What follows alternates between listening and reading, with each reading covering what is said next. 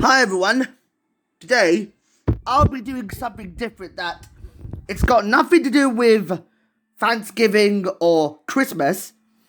I'll be doing something very special to this year to celebrate the 25th anniversary of Extreme Ghostbusters. Although I haven't seen the real Ghostbusters cartoon, I realized I actually never saw this cartoon. For some reason that the first 3 seasons were praised, although it's based on the 1984 film that same name. The problem is that just because a lot of people learned my lesson of what I noticed that Marvel once obtained the license to Ghostbusters, I actually never saw this show. For its first 3 seasons, it was originally about Peter, Egan, Ray, Winston, and Janine, along with their mascot Slimer, going on adventures to kidnap some crazy monsters around New York City and various other areas of the world outside of their place.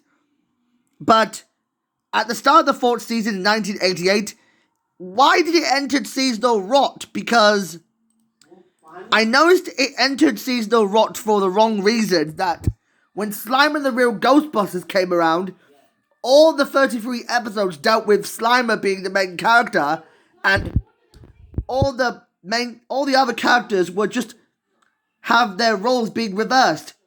I noticed that just because these characters became recurring characters, and just because Slimer was the star of the show because of his "it's all about me" personality, it turned off many fans and was panned by critics. For some reason, despite a decently good run of 140, plus, maybe a combination of 33 episodes, equals a total of 173 episodes produced. That sounds very familiar. As I noticed, I haven't seen this show, because lots of people who were born in the 1980s have seen this. I actually prefer Extreme Ghostbusters over the Real Ghostbusters, because I realized, according to Word of God, they mentioned that according to the Unproduced Ghostbusters III Hellbent Script from 1996, it originally began development in 1993, where Dan Aykroyd was set to direct the movie in what the original idea was supposed to be like. This concept had some sort of negative image of life, revealed that hell isn't in a distant place far away from a realm-induced dimension. It was right next door within Manhattan. If the concept looked very negative. For some reason, that hell has become filled up by damned souls beginning to roam the entire place. But this poltergeist plague led to everyone passing the torch to 5 teenagers with attitude. It sounded very familiar to what you see in Power Rangers. This time, 5 new characters, such as Frankie, who is the body-pierced tough New Jersey punker, Lavelle, who's the dreadlocked Jamaican dude, Moira, who is the uptightest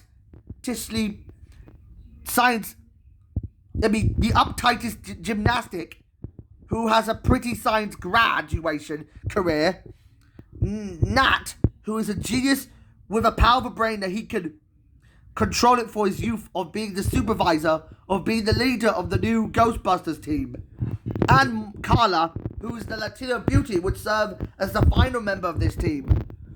Although all the 5 Ghostbusters, Ray, Egan, Winston, and also Peter and Lewis would all return, as well as Janine, would all show up as returning characters.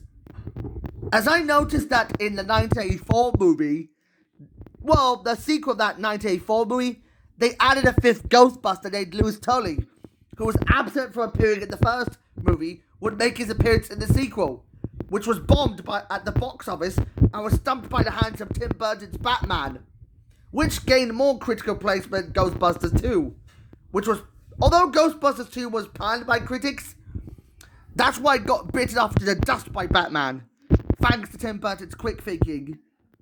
Yeah.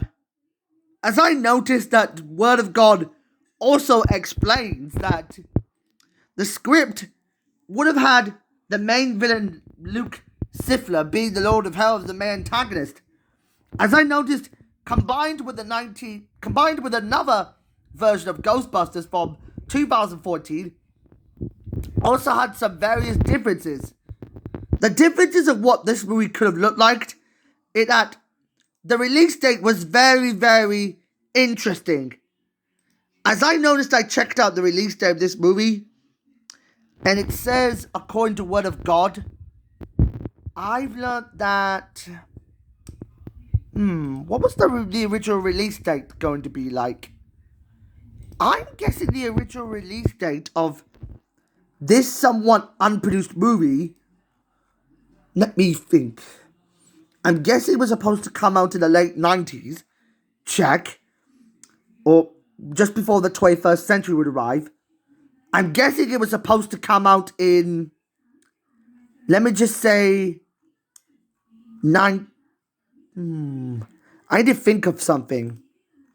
Just because I noticed that Ghostbusters 3 never came to be. What I'm guessing is that the release date of this movie should have been 1999. I'm guessing that Ghostbusters 3 was originally scheduled to have been released in the year 1999, but unfortunately it never got off the ground because of The Mummy. As I noticed that The Mummy 1999 was based on the Ghostbusters 3 script, but with a few additional changes of what it stays true to the text. Well, Word of God also mentioned that what I've learned, that despite The Mummy taking its place, it felt like a home run to what they had to spend a whole decade doing this, and this will result in Extreme Ghostbusters. So, the plot is very simple.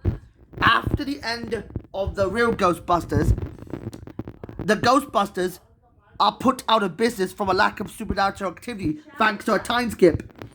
That all the members have gone their separate ways, like Peter, Ray, and Winston have all decided to retire, leaving Egan and Janine to stay in the firehouse. Although they have to take care of Slimer, who was left out for no good reason. This time, he hires 4 new students to be the new Ghostbusters, with Goth Gear's Kylie Griffin, who is an expert on occultism, Nickel Latino Slacker Eduardo Rivera, Catholic paraplegic athlete Garrett Miller, who uses a wheelchair, and African American studious machinery wizard Roland Jackson. And they are all being hired for the purpose of confronting the new generation of the many creatures they can find. Although I like the gritty rock pumpkin inspired version of Ray Parker Jr.'s song called Ghostbusters, which is quite fitting than the original version. If they had a love-hate relationship of where their freaking clashes with authority figures who disbelieve their work, sounds like a superhero concept. That what I saw in TMNT 2007, that was based on that script from Ghostbusters 3. Although Masters of the Universe vs. Snake Man was based on the Hellbent script as well. But the concept of Hellbent was retooled into He-Man 2002 and TMNT 2007. But I noticed that despite a short-lived run of 40 episodes, I'm guessing it was cut short for unknown reasons, that it was planned to have like a second season. But in common it got mixed reviews. That was originally called Ghostbusters Dark in some countries like in the UK or Scotland or Ireland. But with that out of the way, despite a solidly good run of the animation itself being reminiscent to the Tim style of what you see on TV, I might give this cartoon like an 8 out of 10. But despite all the minor issues, and if you want to hit the like button, you could subscribe it to now. So bye bye.